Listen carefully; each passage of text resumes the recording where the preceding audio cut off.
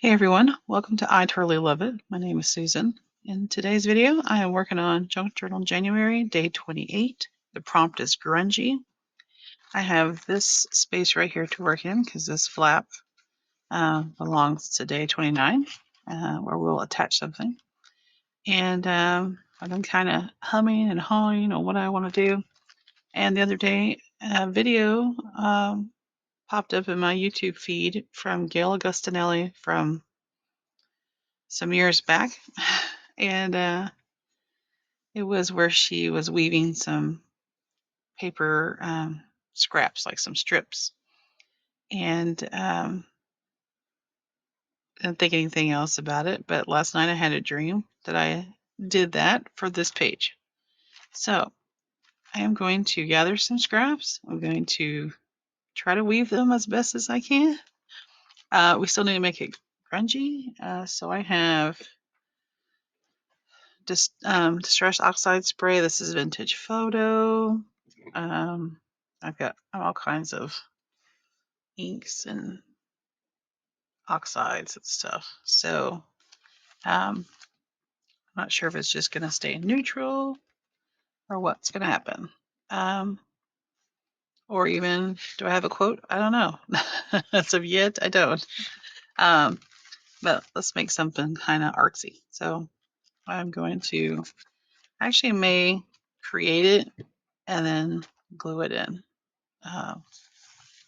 So I have my little mixed media mat here. So I think I'll do that. And then, this is where we get to fling paint and whatnot. All right, you guys. So sit back, relax, enjoy some tunes, and let's get cracking.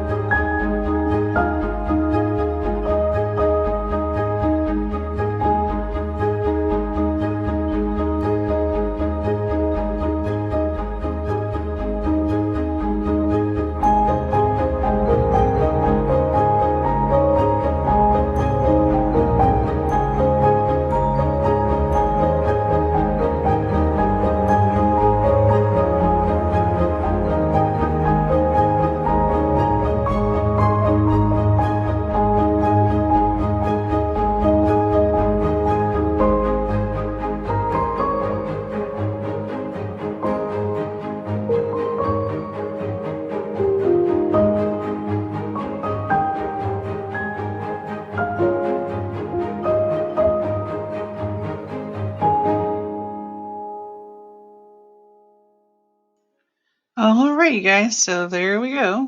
Some woven paper. Definitely grungy. I had fun doing that.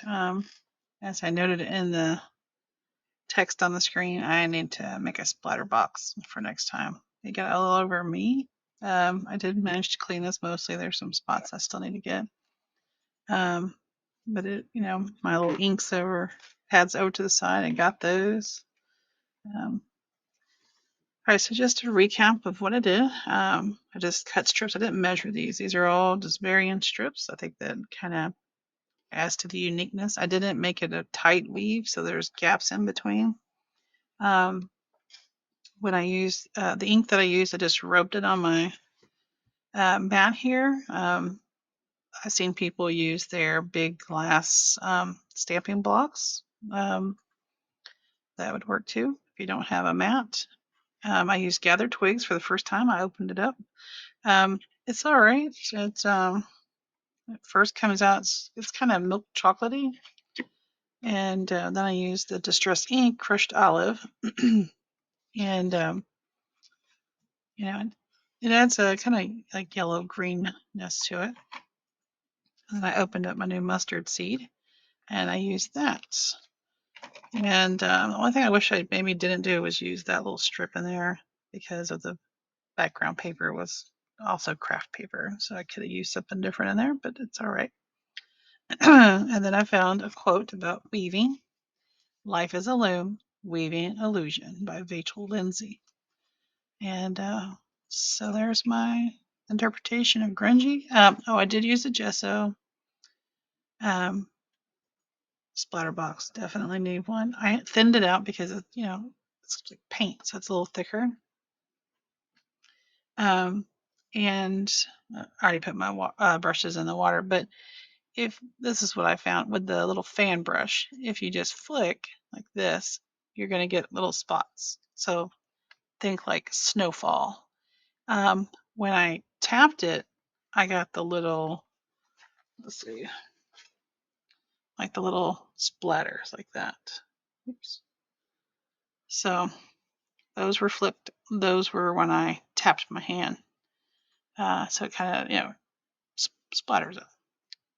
I guess those are splatters too. I don't know. Those are like flung splatters, I guess. So if you've not tried this, that's my first time really doing something to this degree. And I see why people like it. It's quite fun. That was a great way to use it with some scrap paper too. Some of those were digital. Some of those were just the book page edges. This was scrapbook paper. This was from a book, like a mechanical book. Scrapbook paper, put some digitals in there. This was a piece that I already used. So I had mentioned in the video where I put some text on the screen. Don't waste that ink. Don't wipe it up and throw it away. Like, wipe it up. Wipe it up with some book page or index cards. I've done this quite a few times. And these are great to later. I think I used some there from a previous splattering. Where else? I feel like I've done another one. No, that one was intentional. But when I was doing this one, I did other ones because you don't want to waste that ink. Just use it. Make yourself some little grungy pieces. I even pulled that out after recording and was picking up some. I just dabbed this on the pieces to get some of the wet paint off so it would dry faster. A little piece of music. And then I still have all these little strips that I tore, so I can save them for something else. All right, you guys. So get out there and get creative, get grungy. I'm gonna come back tomorrow because this little tab here, little flap, is where I'm gonna put my geometric piece, and I'm looking forward to it. Now I will tell you, I forgot that I had put this. My stomach growling. I need to go eat breakfast. Um, when I had that dream that I was mentioning at the beginning, I had forgotten I was putting it here instead of technically it should have gone here if I'm going in order. And so my dream was to make a piece with double-sided scrapbook paper then do all the paint thing, and then glue it so it had this little woven piece here. But I'd already glued this in here, so that's fine. Just stick with my original plan. But that's a great way to use some of those double-sided scrapbook pieces. Also, the pieces that the branding strips off scrapbook paper, some sides are, just say it, some sides are, have the name, but they also have like a little sample on the back. So, all right, guys. So come back tomorrow for day 29, where we make something geometric. I'm a math teacher, so I'm excited about that. All right, you guys. Appreciate you and your time. Don't forget to like, comment, and subscribe. And until the next one, bye-bye.